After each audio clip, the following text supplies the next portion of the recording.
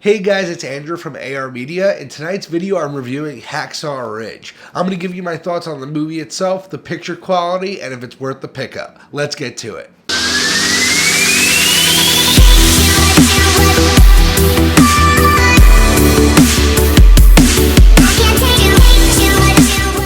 So anyway, I just finished watching Hacksaw Ridge, and I'm a big fan of war movies in general, and I really like when a war movie gets super brutal.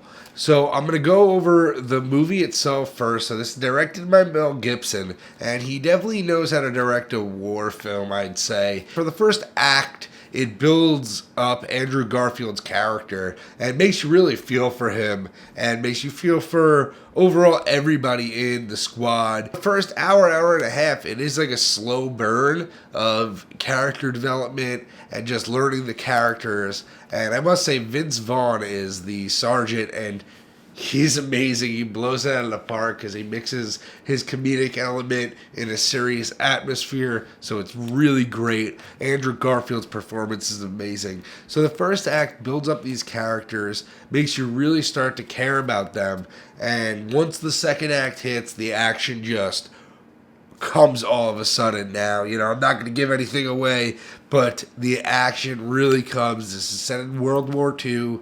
Andrew Garfield is a medic who enlists in the war and refuses to bear arms. He refuses to touch a gun even. Goes into war without a weapon. And it is a crazy task to undertake, and the movie is very, very good. It is one of the best war movies I've seen in the last 10 years, I would say. It's a very interesting story, interesting premise. It's a true story, so that makes it even cooler, interesting. And really just Andrew Garfield blows it out of the park. His performance really makes the character. And I gotta say, this is a bloody film. This is not for someone with a weak stomach. This really dives deep into war and PTSD and why soldiers get PTSD. And overall, it was a fantastic film. I understand why it's up for all the awards, especially Andrew Garfield. Anyway, next up is the picture quality. Now, this is a 2K digital intermediate, and I gave this a watch, and this is a very nice, bright picture. Now, after watching Arrival, it was really nice to throw on a 4K UHD that was nice and bright. The HDR was in full effect on this.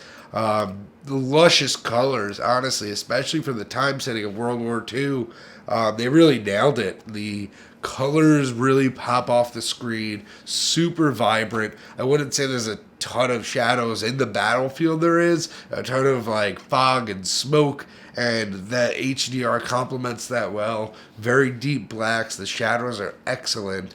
And as far as the 2K to 4K upscale, it brings a good upgrade in detail and sharpness.